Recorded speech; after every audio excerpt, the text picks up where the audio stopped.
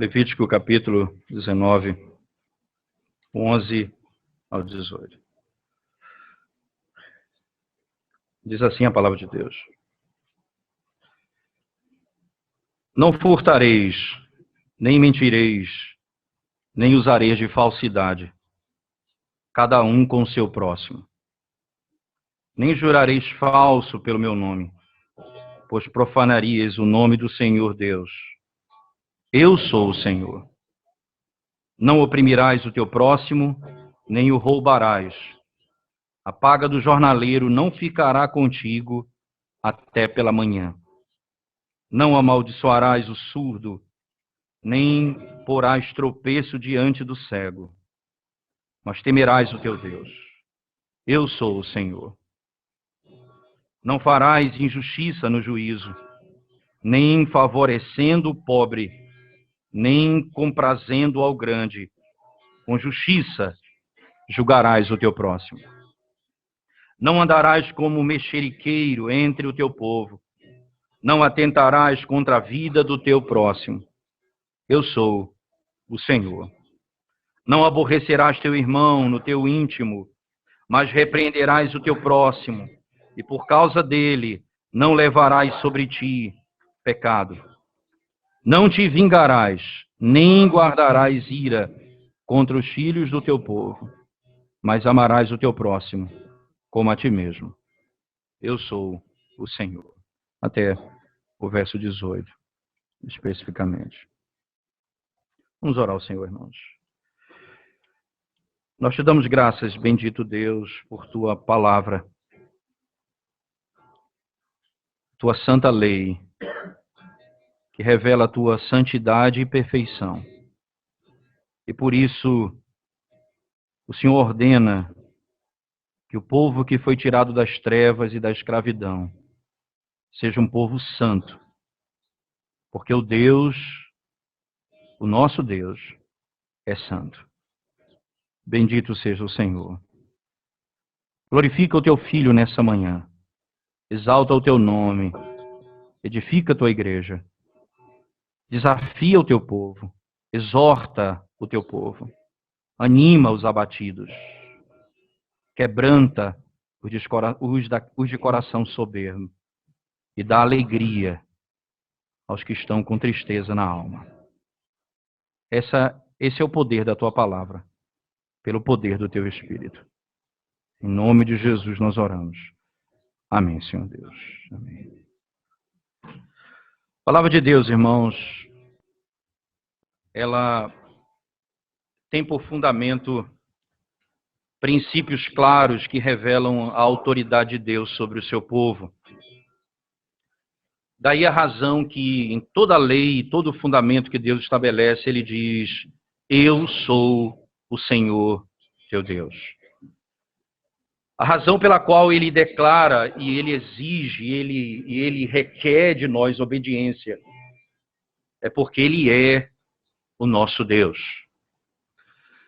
Esse ponto é tão importante nos dias em que estamos vivendo, na nossa sociedade, porque muitas autoridades e muitos governos se levantam, estabelecendo padrões e princípios que são contrários àqueles estabelecidos pelo próprio Deus.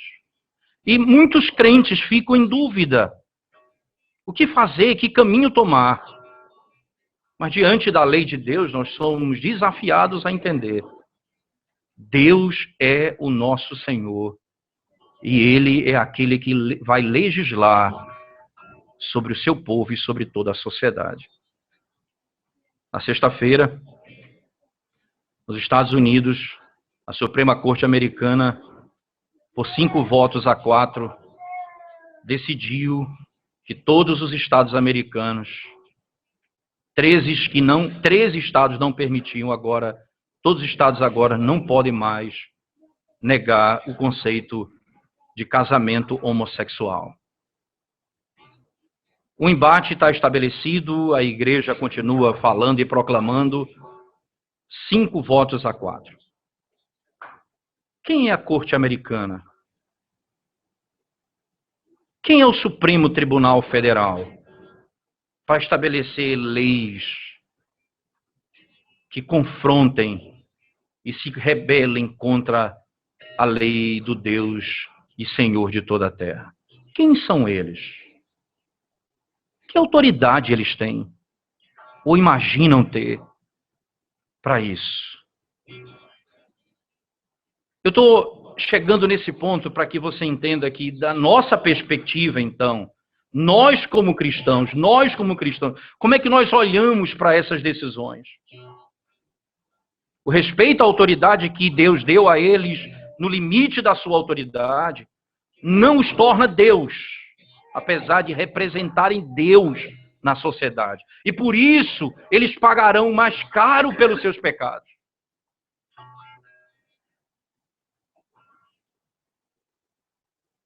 Eles deverão se encontrar com o Senhor.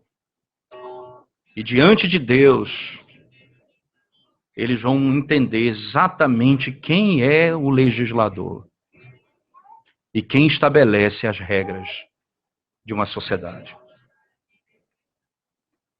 A nossa sociedade hoje e os nossos jovens hoje estão perdidos nessa loucura de informação. Mas eu preciso dizer isso a vocês. Ontem, estudando com eles exatamente a Instituta de Calvino, a interpretação do sétimo mandamento, nós podemos entender exatamente isso como Calvino estabelece, interpretando a Escritura Sagrada.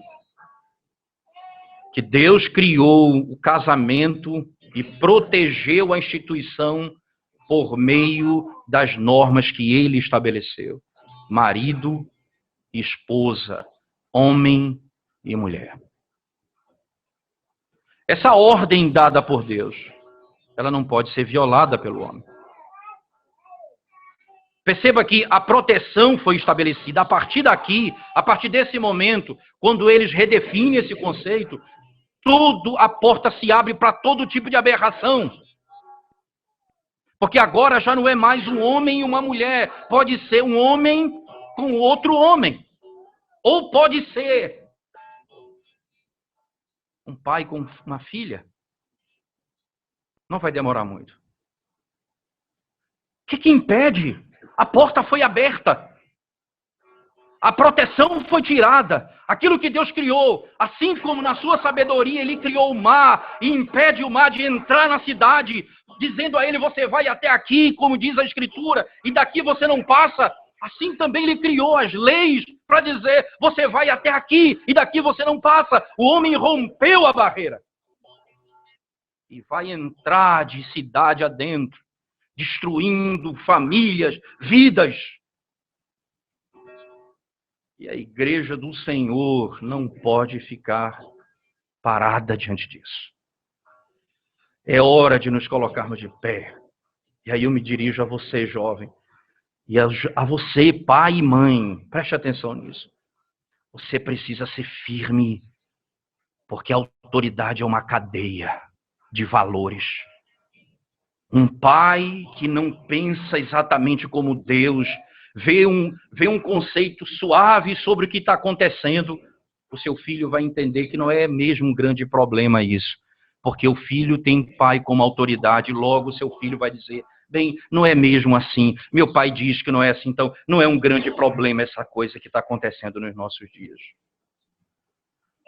Se nós quebramos esse princípio da confiança, essa estrutura de autoridade que Deus estabeleceu, nós vamos pagar caro por isso.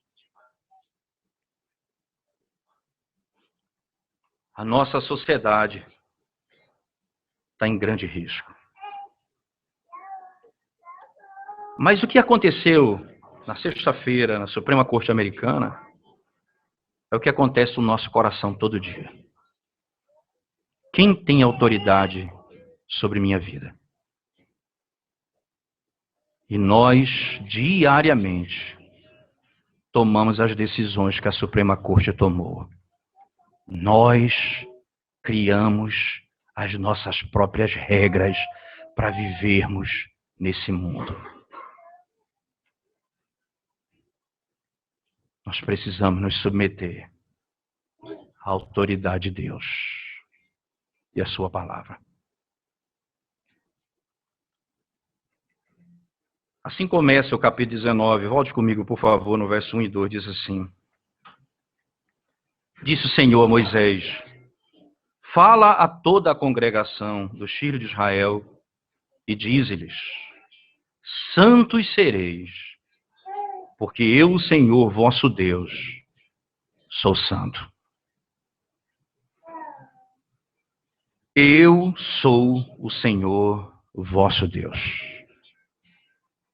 Preste atenção, irmãos, que essa mesma introdução, de uma forma distinta, é usada nos 10 mandamentos. Eu sou o Senhor, teu Deus, que te tirei da terra do Egito, da casa da escravidão. E ele passa então a dar as leis ao povo. É o mesmo princípio. Em outras palavras, como é que nós seremos santos? Porque Deus nos santificou e porque nós amamos a sua lei. Nós vivemos de acordo com os seus preceitos. Não de acordo com os preceitos do mundo, mas segundo a sua lei. Nós andamos segundo os parâmetros do Senhor, não os nossos próprios parâmetros. E aqui, então, ele passa especificamente a tratar sobre algum grupo de leis que trata exatamente da segunda tábua da lei. Certamente algum princípio da primeira tábua também é usado. Veja, nós começamos no versículo 11, especificamente, do capítulo 19. Não furtareis, nem mentireis, nem usareis de falsidade. Veja, cada um com o seu próximo. O nome, pois profanarias o nome do vosso Deus. Aí o fundamento diz: eu sou o Senhor. Eu tenho autoridade sobre vós. Eu sou o legislador. Se alguém perguntar, porque quem tem autoridade para criar esse tipo de regra? Quem diz o que é certo e errado? Aquele que me criou e aquele que me redimiu. Aquele que me criou e aquele que me redimiu. Como os 10 mandamentos começam assim. Eu sou o Senhor. Veja, eu sou o Senhor. Aí vem o caráter pactual. Teu Deus. Veja, aí a relação pactual. Nós obedecemos a lei de Deus por 2 razões. Ele é o nosso Criador. E Ele é o nosso Deus pactual. Ele é o Redentor do seu povo. E então, nossa obediência é devida a Ele. A quem devemos obedecer? Ao nosso Deus. E aí ele passa a estabelecer os princípios, e as regras são muito claras, por favor. Quando ele diz exatamente, não furtareis, nem mentireis, nem usareis de falsidade, cada um contra o seu próximo. Interessante, né? Nós pensamos nesse conceito, você abrir sua Bíblia em Deuteronômio capítulo 5, verso 20, por favor. Mesmo princípio, né? Deuteronômio 5, verso 20. Veja o que diz a Escritura Sagrada. Não dirás falso testemunho contra o teu próximo. Exatamente o 9º mandamento. Está sendo citado aqui na estrutura da lei em Levítico. Não dirás falso testemunho. Mas ainda tem o 3º mandamento. Não tomarás o nome do Senhor teu Deus em vão. Por favor, veja o texto do capítulo 19. Volte comigo lá em Levítico. Ele diz, ora, verso 12. Nem jurareis falso pelo meu nome. Não devemos tomar o nome de Deus em vão. Todo aquele que tomar o seu nome em vão, Deus não terá por inocente. A verdade é a característica desse povo. Esse povo, eles não tomam aquilo que não furtam. Qual o princípio básico do mandamento? Não furtarás, é um mandamento claro, não é?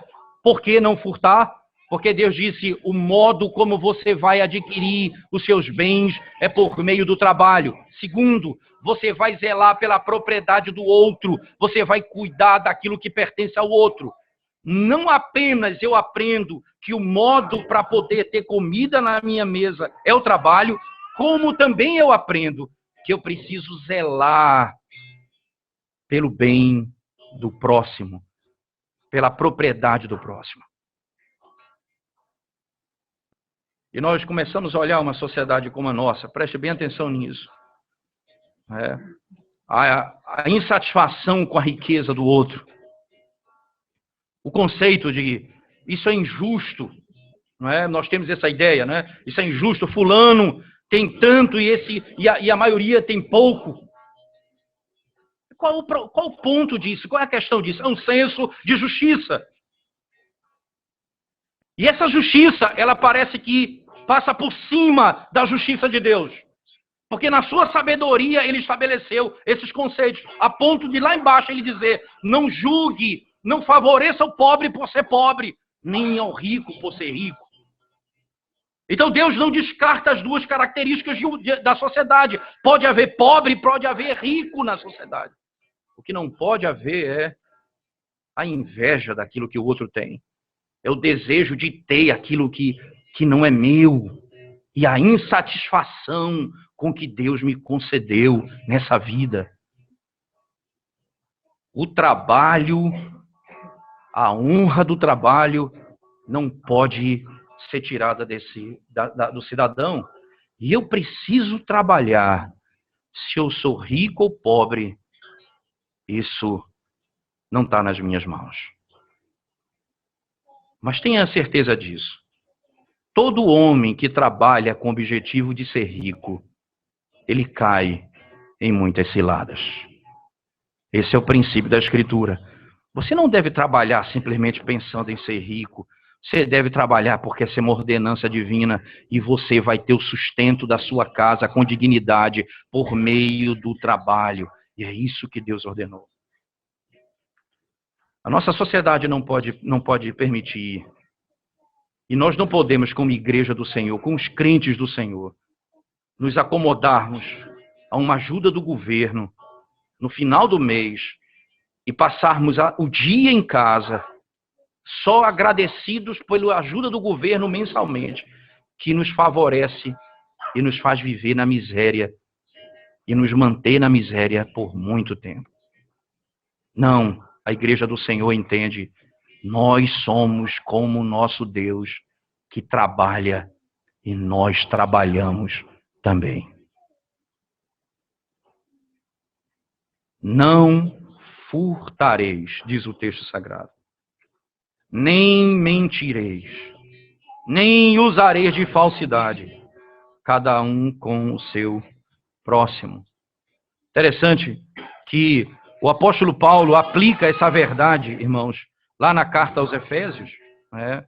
Ele de maneira muito interessante, ele vai nos ensinar lá na carta aos Efésios acerca desse princípio que está diante dos nossos olhos. Por favor, capítulo 4. Apóstolo Paulo escrevendo aos Efésios no capítulo 4, por favor.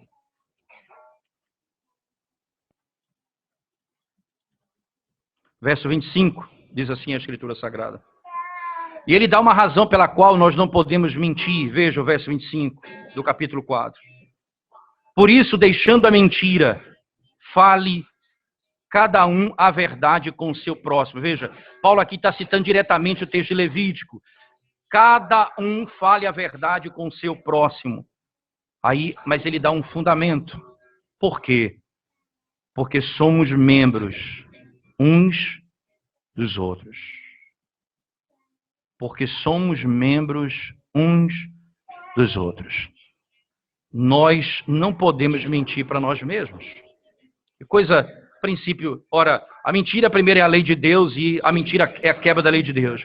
Mas ela é antinatural dentro do processo do corpo. É como se eu mentisse para mim mesmo. É como se eu falasse para a minha perna que o meu braço, ele não quer fazer aquilo que quer fazer. A minha perna não vai entender muito bem. O corpo é uma parte única, apesar de ser diferente. Eu tenho que trabalhar em harmonia. E a verdade é algo que emana da cabeça. O cabeça determina o que cada membro do corpo deve fazer. Essa semana que passou, né, a Aninha foi fazer a feira de ciências dela na escola e tive o prazer de ir lá. E na feira de ciências, não é? Foi interessante. Aí ela falando sobre a questão dos sentidos, né? E aí ela foi falar sobre a pele. Quantos sensores, quantos receptores tem a pele? De 2 a 10 milhões, e aí ela tem um diálogo interessante lá que fala sobre essas características da pele. E aí ela explica que há uma ordenança para o cérebro então diz exatamente onde você está tocando, o cheiro, tudo isso ordenado pela cabeça. E ela então faz um experimento com você. Ela diz, então, fecha o seu olho, pai. Eu fechava o olho, ela diz assim, eu vou passar um papel em algum lugar do seu corpo, ela passar na mão. Aí, com o olho fechado ainda, ela diz, onde foi que eu passei o papel? Aí eu disse, na minha mão.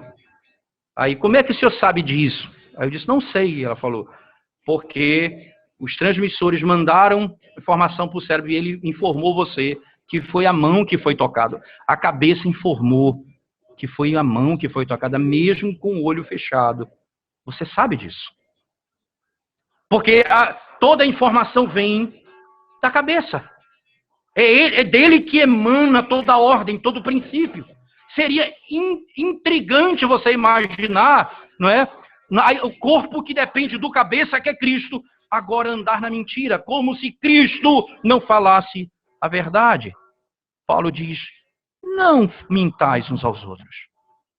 Fale a verdade um ao outro. Ora, irmãos, se isso diz respeito à relação igreja, corpo, membresia, isso diz respeito também à relação marido e mulher, pai e filho. Desde cedo nós precisamos cuidar disso no coração dos nossos filhos. Quando a mentira for uma característica do discurso dos nossos filhos, você precisa imediatamente repreendê-los quanto a isso, por uma simples razão. A Bíblia diz que o pai da mentira é o diabo, e a igreja do Senhor não tem parte com o diabo. Ela fala a verdade, não a mentira.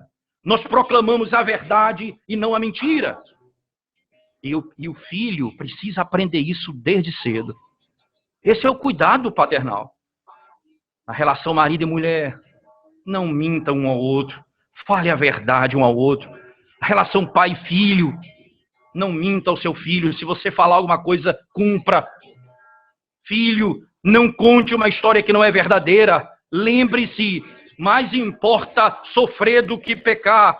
Se Cristo tivesse preferido pecar do que sofrer, nós estaríamos perdidos por toda a eternidade. Cristo entendeu que o pecado era o maior mal do homem, maior do que o sofrimento. Daí ele não teve pena de si mesmo e sofreu para que não pecasse. E nós vimos os nossos filhos aprender, eu prefiro sofrer do que pecar. Eles têm medo da disciplina, mas não têm medo do pecado. Eles preferem não ser disciplinados, mas falar a mentira. Exatamente o contrário. Nós devemos preferir a verdade à mentira.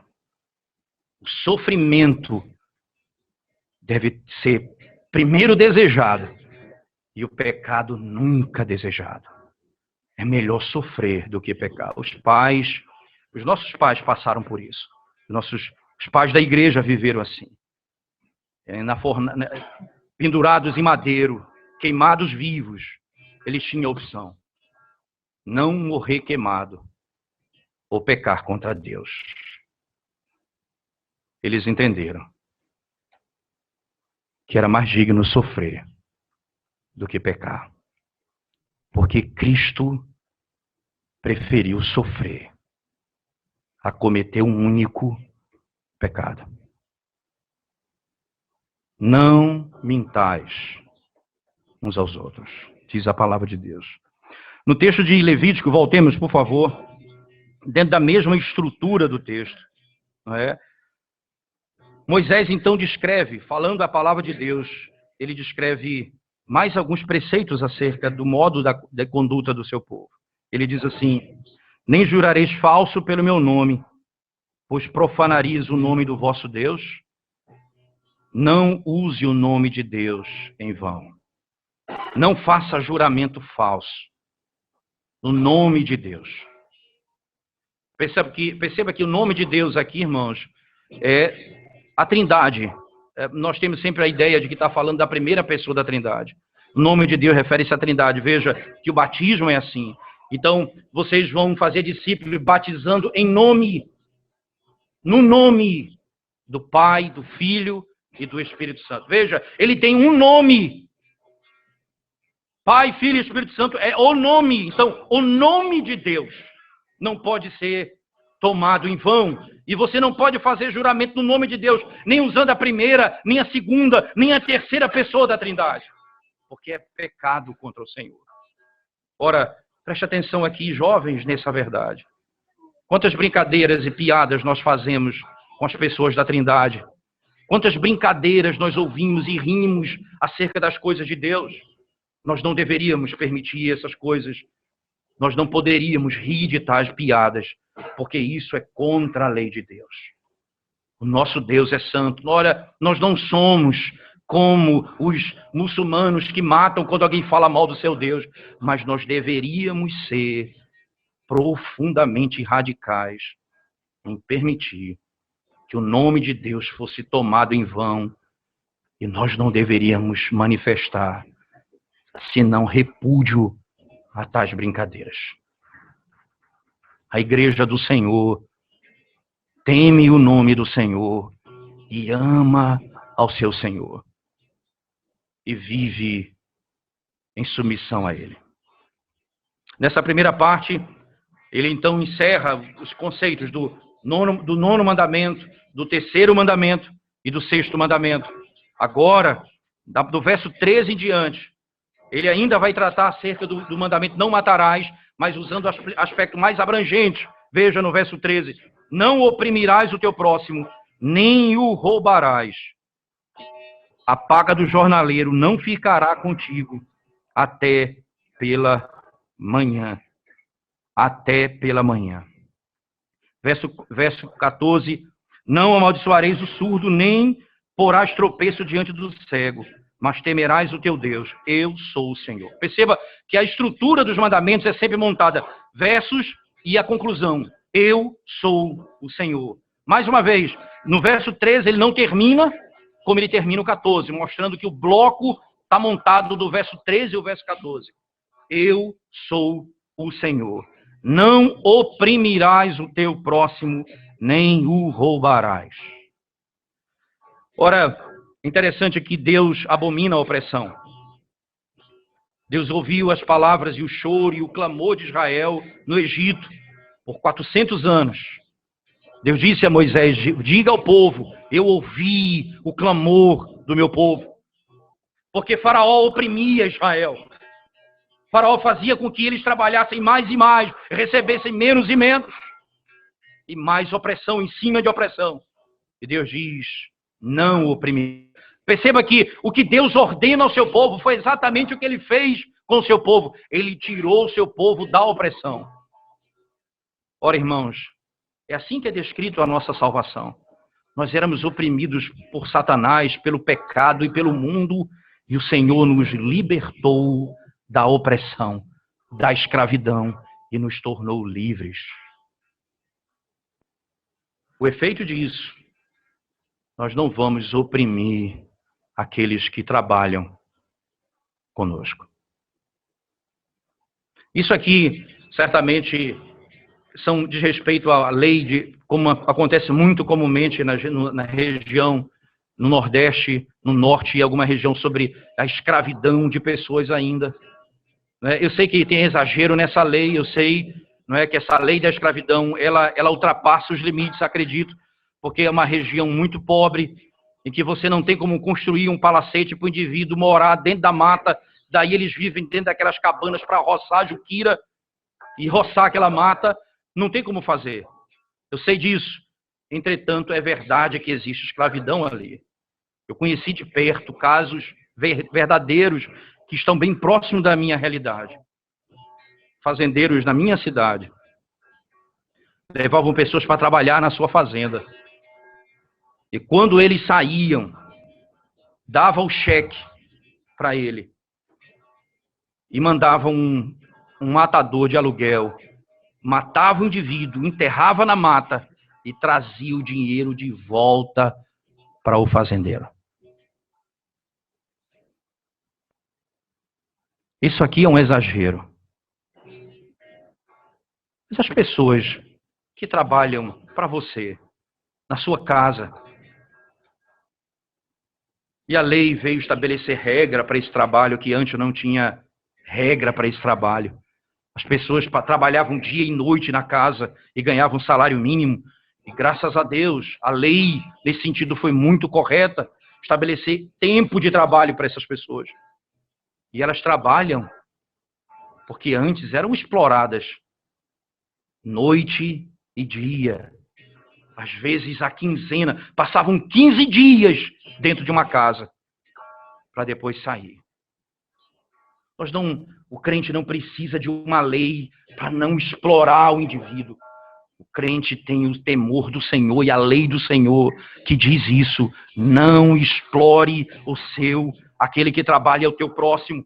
Não oprimas o teu próximo, nem você não vai roubá-lo. E veja a expressão, a paga do jornaleiro não ficará contigo até pela manhã. Veja, ele trabalhou uma jornada, ele trabalhou um dia, e você reteve o seu salário e vai pagar apenas no outro dia. Ele deveria sair de lá da sua casa com dinheiro na mão, porque ele precisa para comprar comida. Não retenha o salário dele na sua mão. Pague com justiça. Nós não precisamos simplesmente de leis para isso. Nós precisamos temer ao Senhor para não explorar o próximo que trabalha conosco. Você que tem empresa e tem funcionários que trabalhem para você, não exija deles mais do que aquilo que a lei e o limite da lei permite. Não faça com que ele burle a lei. Não faça que ele trabalhe mais do que o horário, mas antes de quando está próximo de cumprir o horário, ele vai lá, bate o cartão e volta para trabalhar, para não pagar hora extra a ele. Esse princípio de iniquidade está no nosso meio. E nós não podemos permitir essas coisas, irmãos, como igreja do Senhor. A igreja precisa zelar pela justiça.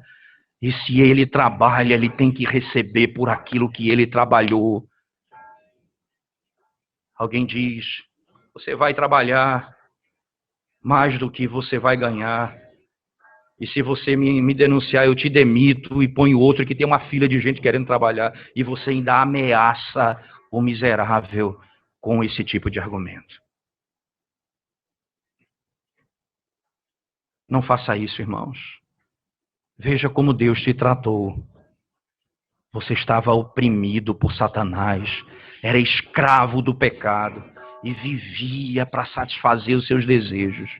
E Deus enviou o seu Filho para destruir as cadeias que te oprimiam e te pôr em liberdade.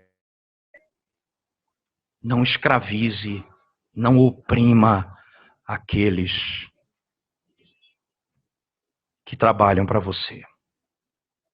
O roubo, mais uma vez, é o cuidado de Deus com o princípio da propriedade privada. Esse é um princípio fundamental para a sociedade, irmãos.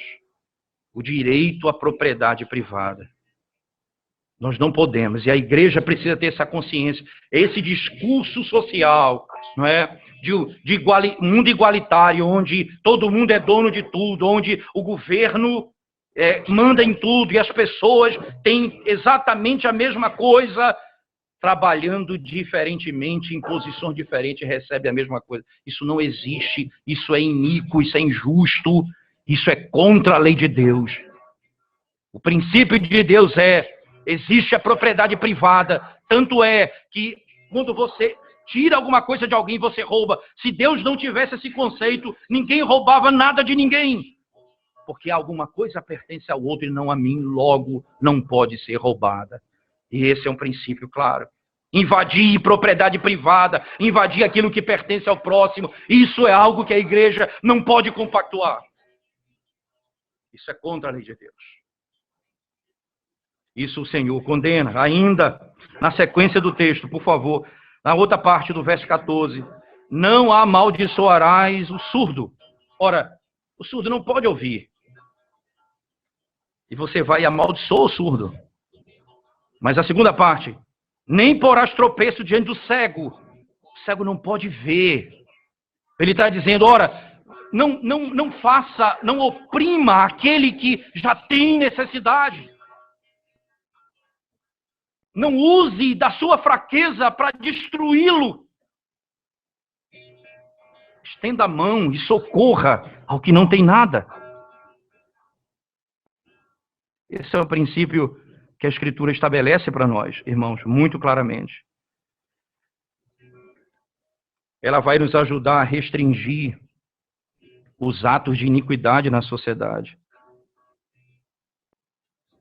Lembre-se, irmãos, nós servimos a um Deus que tudo vê e tudo ouve.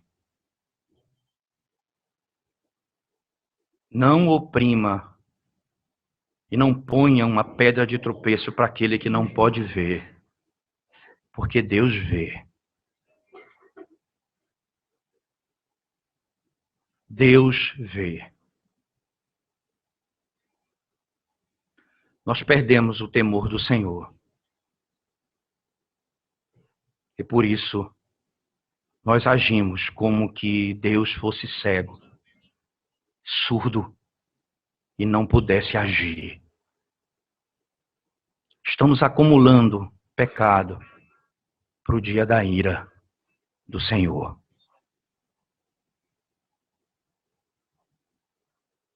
Nós precisamos temer a Deus. Ninguém vê, mas Deus vê. Ninguém sabe, mas Deus sabe. Não seria isso suficiente para me fazer andar corretamente? Mas por que não é? Thomas Boston diz, é porque lá dentro do nosso íntimo tem a fagulha do ateísmo. Tem a fagulha do ateísmo. E nós vivemos como se Deus não pudesse ver. E, consequentemente, como se Ele não existisse. Porque eu me importo em que os outros não saibam. E eu faço escondido aquilo que ninguém vê. E eu tenho paz, porque ninguém vê. Nem Deus existe. Com esse meu ato eu estou dizendo isso. E Thomas Boston diz, isso é a fagulha do ateísmo no coração do homem. Nós temos que temer ao Senhor. Eu sou o Senhor teu Deus. Não ponha pedra de tropeço no caminho de um cego. Não amaldiçoe um surdo. Não pratique esse tipo de iniquidade. Ainda a palavra de Deus diz, a expressão eu sou o Senhor. Veja o finalzinho do verso 13. Mas temerás o teu Deus. Mais temerás o teu Deus. Você sabe por que a sociedade e o pecado domina sobre a sociedade e as pessoas fazem o que fazem e cada vez mais ela se alastra? Porque os homens perderam o temor do Senhor. Porque a igreja não proclama o Deus que deve ser temido e amado. Nós nos tornamos a pós-modernidade gospel, que proclama o evangelho do amor sem obediência ao Senhor. Nós nos tornamos uma igreja vazia de doutrina. E nós queremos agradar todo mundo. Quantos crentes no Facebook mudaram a cor da sua figura para a imagem ali do arco-íris da marca, do slogan gay. Por que isso, irmãos? Para mostrar que os evangélicos estão antenados, perdidos, não sabemos o que fazer, porque esquecemos. Eu sou o Senhor, teu Deus, e você precisa temer o meu nome.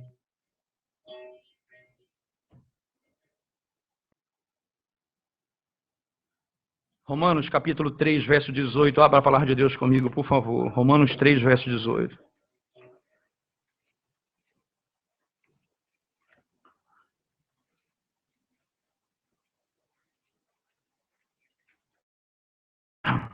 Veja que Paulo aqui, a partir do verso 9, ele está falando todos os homens na condição de pecadores. Ele vai dizer, ora, verso 11, não há quem entenda, não há quem busque a Deus.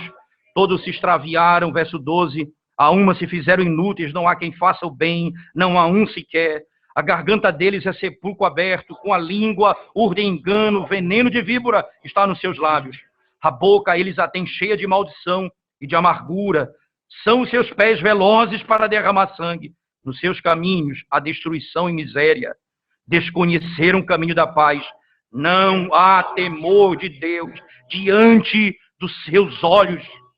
Veja que o texto diz, daí a razão pela qual, lá no texto específico de Levítico, no verso 14, ele diz, não amaldiçoarás o surdo, nem porás tropeço diante do cego, mas temerás o teu Deus. Como é que eu vou viver assim, em retidão, se eu tiver o temor do Senhor? O santo temor do Senhor. E lá eles vivem dessa forma porque não temem a Deus. Porque não temem a Deus. Essa é a realidade da nossa sociedade. E é esse o evangelho que se tem ouvido por todo o canto. Preste atenção nisso, irmãos. Paulo e Pedro vão encorajar os crentes a temerem ao Senhor. Veja, por favor, abra sua Bíblia comigo. Primeira carta de Pedro, capítulo 1, verso 17. Veja como ele encoraja a igreja, temam ao Senhor. Primeira carta de Pedro, capítulo 1, verso 17. Diz assim a Escritura Sagrada. Ora, se invocais como Pai aquele que sem acepção de pessoas julga segundo as obras de cada um, portai-vos com temor durante o tempo da vossa peregrinação. Ora, veja só, se invocais como Pai, quem é o nosso Pai? Aquele que sem acepção de pessoas julga segundo as obras de cada um. Portai-vos com temor no tempo da vossa peregrinação. Capítulo 2, verso 17, por favor. 2,17 diz assim, tratai todos com honra, amai os irmãos, temei a Deus, honrai o Rei.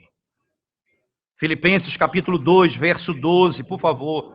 Apóstolo Paulo ainda, agora Paulo vai falar isso. Filipenses capítulo 2. Filipenses capítulo 2, especificamente,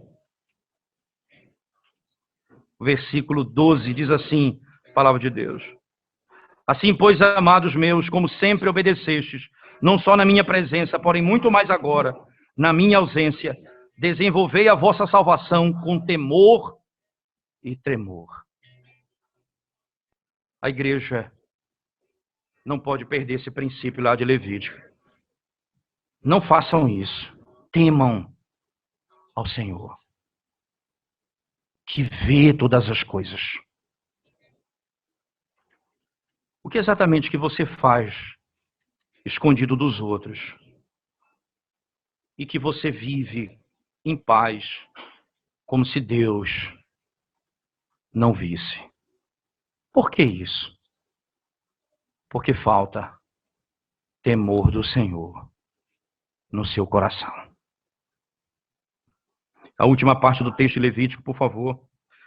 Verso 15 em diante, ele diz, não farás injustiça no juízo, nem favorecendo o pobre, nem comprazendo ao grande. Com justiça julgarás o teu próximo. Não andarás como mexeriqueiro entre o teu povo. Não atentarás contra a vida do teu próximo. Eu sou o Senhor. Qual é a base do julgamento que o Senhor estabelece? A justiça. Não é a situação social de cada um. Não é? Você tem uma justiça no Brasil, não é? Que de modo geral, favorece aquele que tem poder e riqueza em relação ao pobre. E você tem uma outra justiça, que a gente diz assim, a justiça trabalhista, né? De modo geral, diz assim, é a justiça do trabalhador. Sempre o empregado, quase na sua grande maioria, tem razão. É como um status, aquele status, aquela lei, o fato de ser pobre, o fato de ser rico, em determinado momento, favorecesse o julgamento de algo na sociedade. Ora, Deus disse, não é o status que determina a pena de alguém, mas a verdade. Veja, o verso é claro, não farás injustiça. Veja, e aqui o que é injustiça? No dia do juízo, quando você julgar, não faça injustiça, nem favorecendo o pobre. Não é porque ele é pobre que tem que ser favorecido. Segunda parte, nem comprazendo ao grande. Veja, você pode ser injusto por tratar as pessoas dependendo da classe social delas. O que julga as pessoas é o princípio da verdade. Quem determina isso é o próprio Deus. Quando ele diz isso, veja, no final do texto ele diz, com justiça julgarás o teu próximo. Qual é a base do julgamento? A justiça. Não é a classe social do indivíduo que determinará a penalidade dele. É interessante notar, irmãos, que esse é em princípio, porque isso quebra até um conceito equivocado que se tem da pobreza como sendo aquele que Deus tem mais prazer do que o rico dentro da estrutura da salvação. É verdade que a Escritura usa a linguagem da pobreza para falar da salvação e não da riqueza. Mas diante de um texto como esse, você vê que não é o ser pobre ou ser rico que determina o certo ou errado, mas a justiça. Todos são pecadores. O pobre não é não pecador e o rico é pecador. Ou o rico é não pecador e o pobre é pecador. Todos vão pagar diante da lei pelos seus atos. E Deus é justo e julgará os homens de acordo com a sua retidão. Agora, dentro desse princípio, a Escritura diz, bem-aventurado os pobres de espírito, porque deles é o reino dos céus. Perceba que a pobreza passa a ser uma bênção na perspectiva do seu conceito, não por ser pobre. O que é ser pobre? Lá em Isaías 55 ele diz, todo vós que tendes fome e sede, mas não tendes dinheiro, nem preço, não tem como comprar. Vinde, bebei e comei, sem dinheiro e sem preço, gratuitamente. Ora, quem é o pobre? É aquele que tem necessidade, mas não pode adquirir. É aquele que tem necessidade e não pode adquirir. Ora, eu preciso de salvação, mas não tenho como adquirir com a minha própria riqueza, ou minha força, ou meu poder. Esse é o princípio da salvação. E aí vem a salvação pela graça. Eu preciso, mas eu não posso. Eu tenho necessidade, mas eu não tenho condições. Eu careço de redenção, mas não há força em mim para conquistar. Eu preciso da graça de Deus. É por isso que é bem-aventurado o pobre nesse sentido. Mas não que o pobre, por ser pobre, vai estar na frente daquele que é rico, na perspectiva da redenção. Se a pobreza dele não for de espírito, nem o pobre nem o rico serão salvos se em espírito, se eles não forem pobres de espírito. Na perspectiva bíblica.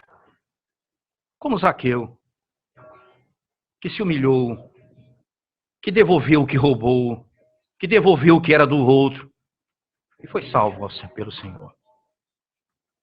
Como o fariseu, que era rico, Jesus disse a ele, vende tudo o que tem, dá aos pobres e segue-me. Ele não pôde fazê-lo porque amava mais a riqueza do que a Deus. Ora, nesse contexto, Jesus disse, o que é impossível aos homens é possível a Deus. E vem a história de Zaqueu, em que ele salva um rico, dizendo, um rico é salvo quando ele se torna pobre diante de mim, dizendo, eu sou cego, nu, eu não tenho nada para te oferecer. Tenha misericórdia de mim, Senhor. Mas quando diz respeito à justiça, na sociedade, nós não podemos julgar de acordo com a classe social das pessoas. Isso é uma palavra direta àqueles que têm o poder de julgar e que foram colocados por Deus para isso. Eles devem julgar com base na justiça e na verdade. não com base em classe social. Porque Deus não faz acepções de pessoas. E Deus também não recebe propina. Deus não recebe propina. Na sequência do texto, ele vai dizer, no mesmo princípio, não andarás como mexeriqueiro entre o teu povo. Não atentarás contra a vida do teu próximo. Eu sou o Senhor. Eu sou o Senhor. Veja, há um aspecto interessante, né, de associação direta com a maneira como ele trata nesse texto, né, é que, de modo tão claro, essa legislação, né, que Deus estabelece aqui, ela mostra que você pode matar alguém destruindo a honra dela. O mexeriqueiro, o fofoqueiro, aquele que vai bisbilhotar a vida do próximo.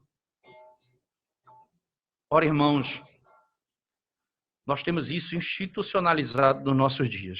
Aquele que gosta de expor sua vida e aqueles que amam saber da vida dos outros. O Facebook está aí para mostrar isso. Deixe de lado essa ferramenta o máximo que você puder. Use para aquilo que é bom e justo e correto. Mas o que ela serve é apenas para animar o seu espírito de bisbilhoteiro, mexeriqueiro, e querer saber da vida dos outros.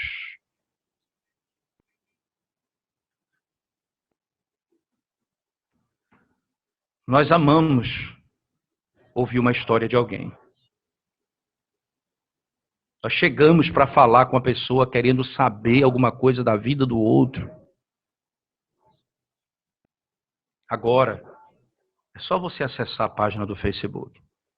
E você tem lá muitas informações. E as pessoas amam se expor ali. As pessoas amam se expor ali. É impressionante nós termos um princípio, irmãos, né? Um princípio bíblico em que isso leva à destruição da pessoa. A intimidade exposta, você atenta contra a vida do outro. Não apenas fisicamente, mas destruindo a reputação da pessoa. Isso a Escritura abertamente condena. E o Senhor abomina esse pecado. O que devemos fazer? A última seção do texto, fechando esse quadro acerca da segunda tábua da lei, ele diz: não aborrecerás teu irmão no teu íntimo. Veja, aqui é o legislador e a natureza dele se fazendo valer. Ele ama a verdade no íntimo. Foi isso que Davi disse lá no Salmo 51. O Senhor ama a verdade no íntimo. Não é no aspecto externo, mas no coração. E ele diz, ora, não aborrecerás teu irmão no íntimo. Você pode não matar o indivíduo fisicamente, mas no seu coração você o odeia. No íntimo você o odeia. Veja, irmãos, se você está preocupado apenas com a aparência, siga assim. Mas se você teme a Deus, você vai se encontrar diante do justo juiz. E ele prescruta, vasculha, conhece as entranhas do nosso pensamento. Se o pensamento não fosse importante, Jesus não teria dito, quando conversando com os fariseus, por que maquinam isso no vosso pensamento? Deus conhece o nosso pensamento.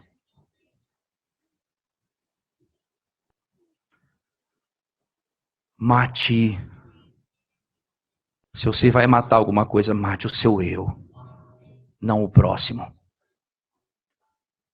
Se você vai matar alguém, mate o seu eu.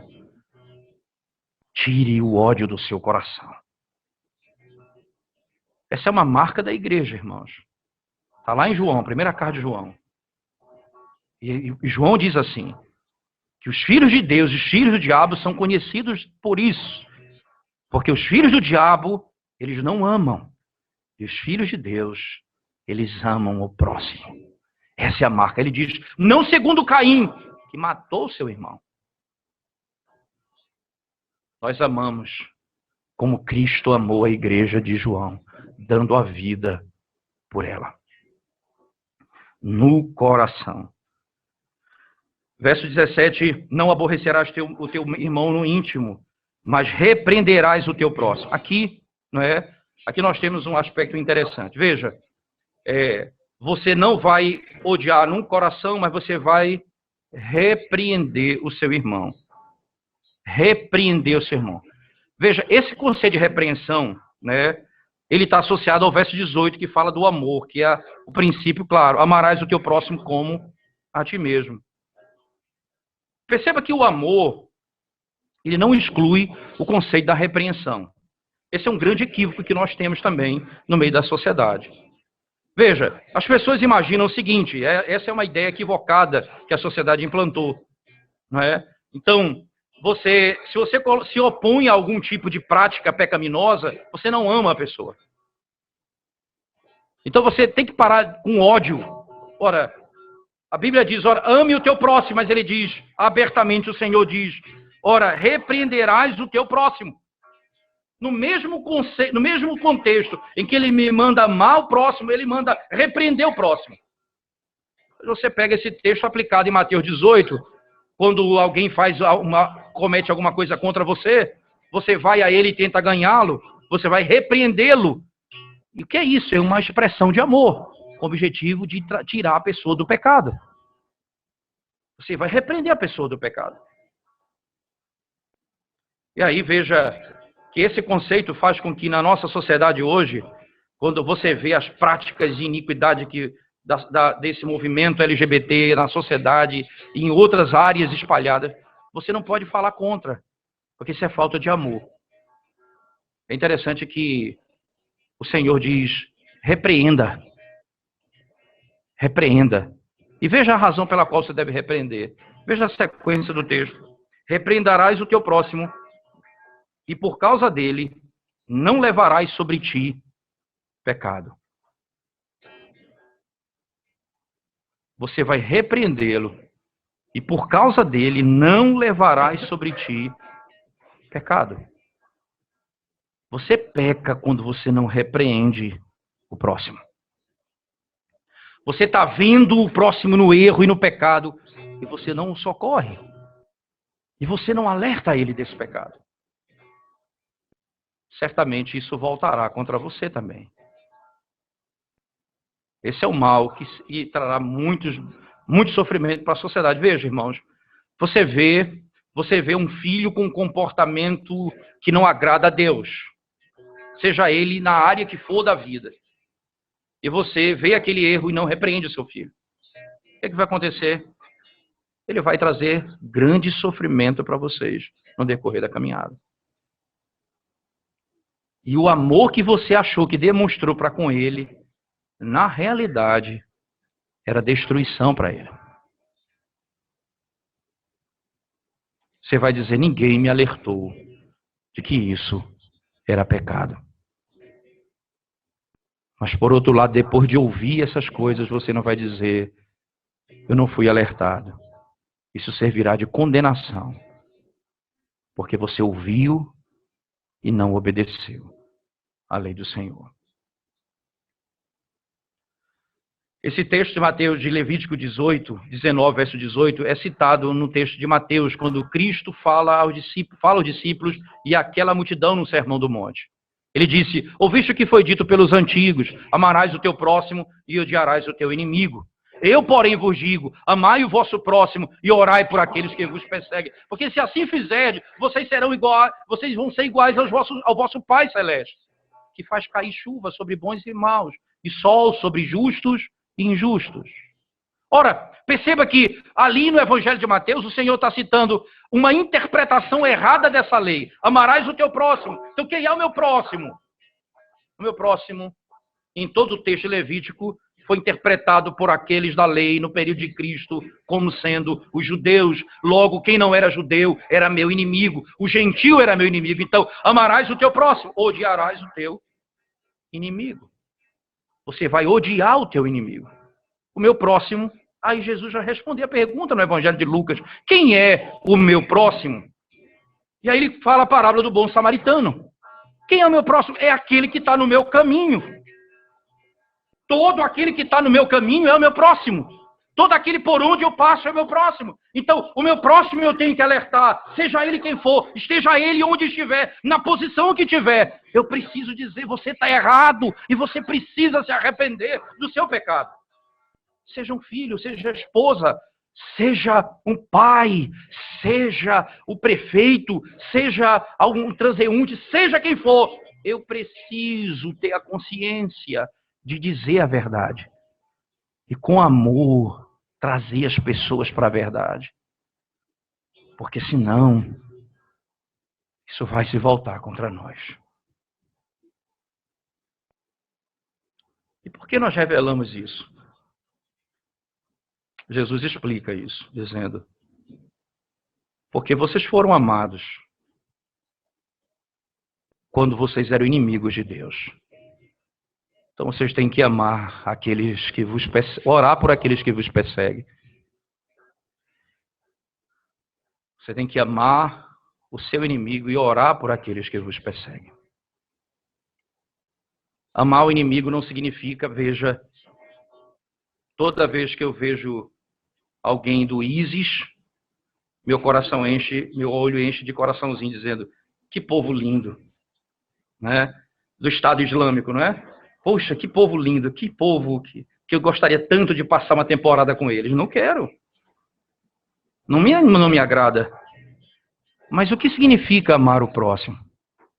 Amar o inimigo é fazer o bem àquele que me faz o mal. Por quê? Sabe quando eu e você fomos amados por Deus? Quando éramos inimigos dele. Paulo aos Romanos diz: e ele nos salvou quando ainda éramos inimigos.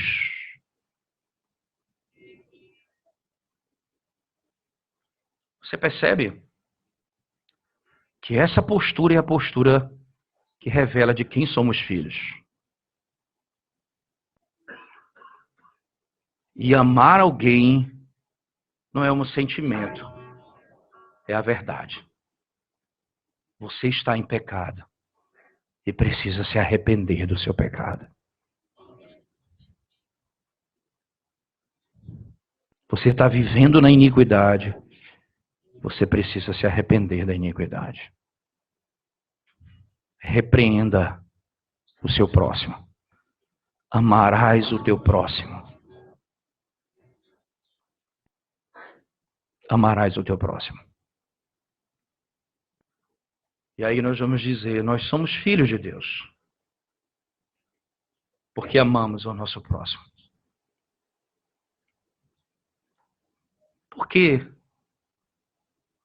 temos que viver assim, irmãos? Porque quem ordenou isso foi o nosso Criador e o nosso Redentor.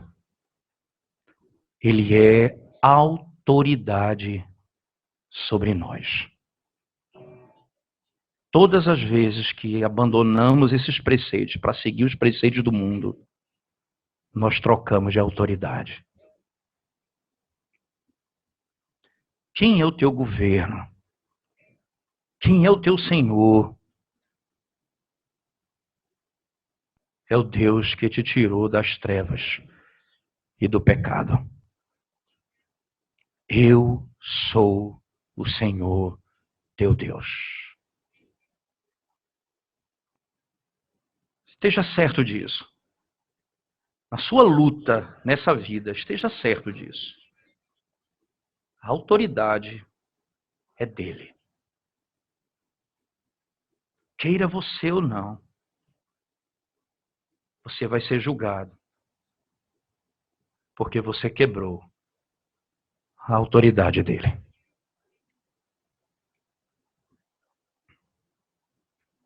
E aí, se eu chamo você ao arrependimento nessa manhã, a preguiça e não trabalhar, e não acordar cedo, e não cumprir suas obrigações, arrependa-se. Porque essa não é a maneira que Deus estabeleceu para você cuidar da sua casa. Trabalhe.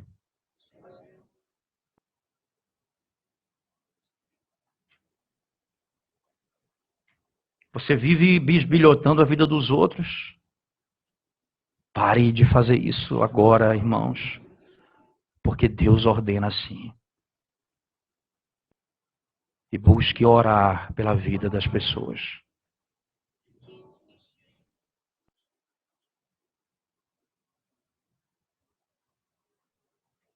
Você está vendo seu irmão vivendo no erro e não fala nada. Você não o ama. Porque se você o amasse, você falaria para ele. Isso é pecado. Porque você vai livrar a alma dele do inferno.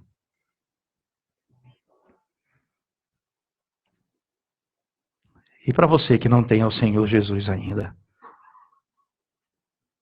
abomine, arranque, lance fora o senhorio do teu coração e se submeta ao Senhor de toda a terra e à sua lei e aos seus preceitos. A ti, Senhor, eu quero obedecer. A ti, Senhor, eu quero andar.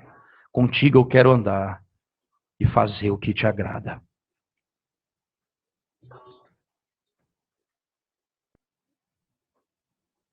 E se assim fizermos, nós poderemos dizer, porque o Deus de toda a terra é o meu Senhor. Se nós não dissermos, ele é o meu Senhor, isto é, eu obedeço, eu não posso dizer que o amo. E aí eu quero concluir com o texto de João, que nós lemos na nossa devocional. Aquele que não ama, aquele que ama a Deus, diz que ama a Deus e não guarda os seus mandamentos. Esse não ama. Se você diz que ama ao Senhor, mas não tem prazer na lei do Senhor, em fazer o que Ele manda, você não o ama. Você quer demonstrar amor pelo Deus eterno. Faça o que Ele requer de você. E obedeça os seus preceitos. Amém. Vamos orar ao Senhor mais uma vez, irmãos. Ó Deus santo e bendito, nós te damos graças por tua palavra e rogamos mais uma vez a tua misericórdia sobre nós, a fim de que a nossa alma e o nosso coração se submeta à tua autoridade, não apenas externamente, mas de coração, em todas as áreas da nossa vida. Tu és o nosso Senhor, nós somos os teus servos. E nós queremos dizer que te amamos, obedecendo aos teus preceitos. Em nome de Jesus nós oramos. Amém.